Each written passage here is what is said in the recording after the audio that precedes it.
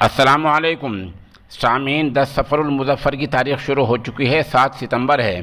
ख़बर का उन्वान है, पुजारी ने मंदिर में ही ख़ुदकुशी कर ली।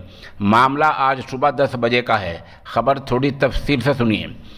सूबा राजस्थान के ज़िला बाड़मेर के कस्बा समदड़ी के हिंगलाज माता मंदिर के पुजारी 55 साल के भीमदास ने आज सुबह मंदिर में 10 बजे ख़ुदकुशी कर ली है।